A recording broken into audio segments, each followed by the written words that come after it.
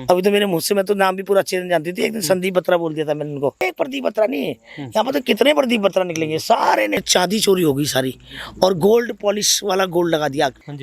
रुड़की के जो विधायक जी है ना, जी उनकी कोठी बन रही है वो सामने, उनके पास तो कम पैसे हैं, मैं तो अपने बेटे के लिए मकान बना रही हूँ यहाँ पर। तो कहती इन मंत्री को भी हटाओ, इन मंत्री को काम तो कुछ करते नहीं है लोग, किस बात का एक्सपेंशन कर रहे हो आप। देहरादून आई हूँ मैं, ये सामने मेरा घर बन रहा है, मेरे बेटे के 4 फ्लोर बन रहे हैं, और मैंने आपको जमीन दिखाई तो अचानक मेरी नज़र पड़ गई प्रदीप बत्रा जी का घर भी यहीं पे है। इधर ये सामने वाली आपके रुड़की के जो विधायक जी है ना, उनकी कोठी बन रही है वो सामने। तो मैंने कहा चलो, और मुद्दा ऐसा क्या है कि मेरी देहरादून में भी 3 विधानसभाएं हैं, ऋषिकेश हो गया, धर्मपुर हो गया और डोईवाला हो गया। तो मैं मुआयना करने आई थी भाई कहाँ कहाँ सड़कें को पानी वानी भरा हुआ है, तो अभी मैं सर्वे कर रही हूँ धर्मपुर का। और अभी साथ में जब मैं वहाँ आई तो मैंने सोचा मैं अपना मकान भी देख लूँ, क्योंकि हम लोग के पास तो कम पैसे हैं, मैं तो अपने बेटे के लिए मकान बना रही हूँ यहाँ पर। और तो ये सामने तमाम देखिए, मौसम देखिए कितना बढ़िया है और कितनी सुंदर सीनरी है, और उधर आपके हरिद्वार में, और जब मैं जनता के बीच में जाती हूँ तो मेरा पसीना निकलता है। देखिए प्रदीप बत्रा जी तो देखिए सारे नेता बताया ना मैंने, बहुत सेठ हो गए हैं, क्योंकि ये लोग क्षेत्र में तो जाते नहीं है, क्षेत्र में नगर पंचायत, जिला पंचायत और प्रधान काम करते हैं।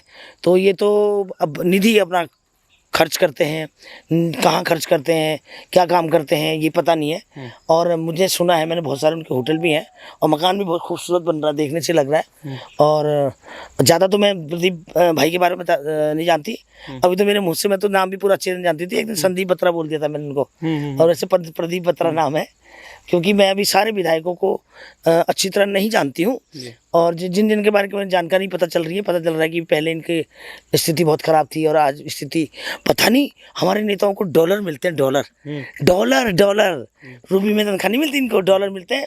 और मुझे लगता है कमीशन भी ठीक ठाक ही मिलती होगी, जब इतनी बड़ी कोठियाँ 5 करोड़ की कोठी तो कम से कम होगी है। और ये तो प्रदीप बत्रा की बहुत छोटी चीज़ है, अभी तो हमारे नेताओं की बिल्डिंगें देखोगे आप, कंपटीशन चलता है यहाँ नेता मंत्रियों में, बड़ी बड़ी कोठियाँ, बड़ी बड़ी हॉस्पिटल, मेडिकल कॉलेज, होटल्स, तमाम नजूल की ज़मीनों में। एक प्रदीप बत्रा नहीं है यहाँ पर, तो कितने प्रदीप बत्रा निकलेंगे, सारे ने नहीं उनके कारोबार होंगे जी। और पता नहीं भाई धामी जी भी मंत्री जी बना रहे हैं उनको, सुना है। अच्छा। भाई कोठी छोटी होगी, पैसे कम पड़ गए तो धामी जी ने सोचा चलो मंत्री बना दे उनको। अरे जब काम ही नहीं करते नेता लोग, मोबाइल 2-2 साल से नहीं उठा रहे लोगों के, मैंने खुद कितने अननोन नंबर उठाती ही नहीं है, तो काय को मंत्री बनाना और किस लिए सरकार का खर्च करना भाई, ये बताओ। मैं तो कहती इन मंत्री को भी हटाओ, इन मंत्रियों के काम तो कुछ करते नहीं है लोग, किस बात का एक्सपेंशन कर रहे हो आप, किस तरह का विस्तार कर रहे हो आप, क्यों विस्तार कर रहे हो। अभी देखिए करोड़ों रुपए लगा के आपने मीटिंग करी वहाँ पर, और तमाम भीड़ बुलाई गई थी, तमाम पता नहीं कहाँ के लोग आए थे, सब सरकारी विभाग के लोग।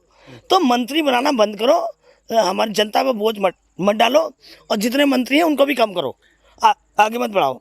मैम एक छोटा सा सवाल हो रहा है, विधायकों की तो तनख्वाह बढ़ाई है और विधायकों की पेंशन भी बढ़ाई है, लेकिन वहीं ये दूसरी तरफ सैनिकों की पेंशन बंद करने की बात कर रहे हैं। देखिए विधायकों के लिए तो सारे भाजपा कांग्रेस एक हो जाते हैं, और जहाँ तक रही सैनिकों की बात, तो सैनिकों के साथ तो बहुत ही अन्याय कर रहे हैं लोग, इसलिए अन्याय कर रहे हैं। देखो 1 रैंक 1 पेंशन की बात थी, और वो जिसके नाम पर मोदी जी 2014 में जीत के आए थे, और अभी तो आज के मीडिया में देखा मैंने, एक न्यूज़ में ये आदेश पारित हुआ है इनके आर्मी के हेडक्वार्टर से कि कोई भी आर्मी का, एक्स आर्मी वाला अपनी बात नहीं रखेगा, नहीं बोलेगा, अगर कोई खिलाफ बोलेगा सरकार के तो उनकी पेंशन रोक दी जाएगी।